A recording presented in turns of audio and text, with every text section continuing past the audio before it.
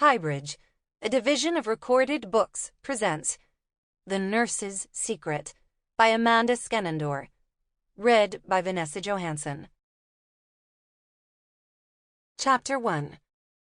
New York City, 1883.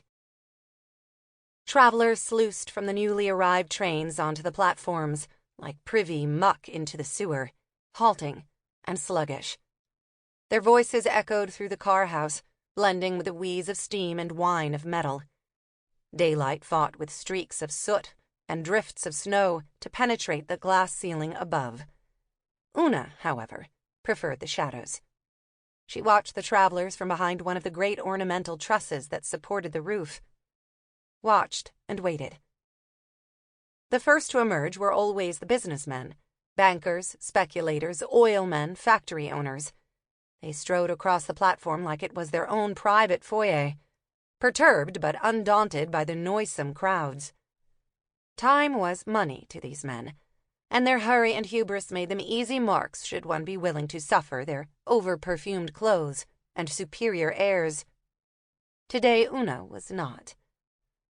Close on their heels came the coach class, weary-looking women with wide-eyed children clinging to their skirts, highfalutin debutantes and their weighed-down porters, traveling merchants with leather-bound cases of their wares, country folk carting chickens and leading braying goats. Many carried little more than they could squeeze into their traveling sack: a change of underclothes, a half-eaten loaf of bread, a worn Bible with the name and address of some distant relative tucked inside. Nothing worth Una's time. Then he appeared, the very man Una was awaiting, well-dressed but not foppishly so, a ruddy, youthful complexion. He was a Middle West man, to be sure. Indiana, perhaps. Ohio. Illinois. Precisely where didn't matter, only that he was not a New Yorker. Judging from the way his wide eyes scanned for a signpost or placard to direct him through the throngs, he was entirely new to the city. Una checked that her hat was securely pinned, and bit her lips to bring out their color. She unfastened the latch on her travel case, holding the handles tight so it remained closed. The man shuffled and bobbed along the platform until his eyes lit on the overhanging sign, directing travelers to the 42nd Street exits. Then his shoulders squared and step quickened. Una threaded her way through the crowd toward him. When his eyes flickered up again, this time to a large clock perched high in the central tower, at the far end of the platform, Una stepped in front of him. The man barreled into her. She gave a soft cry and dropped her traveling case, its contents scattering at their feet. "Oh, I do beg your pardon, miss," the man said. "It was my fault, sir. I was uncertain of my way." "You and me both.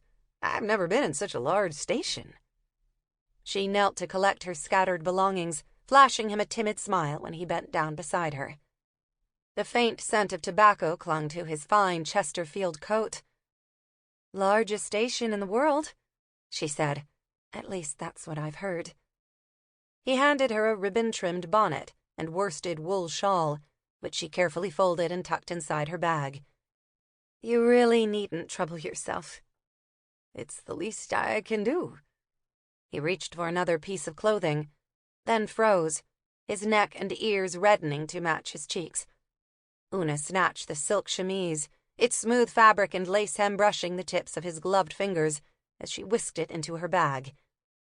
In a show of embarrassment, she dropped her chin, hiding her face beneath the wide brim and drooping plumage of her hat.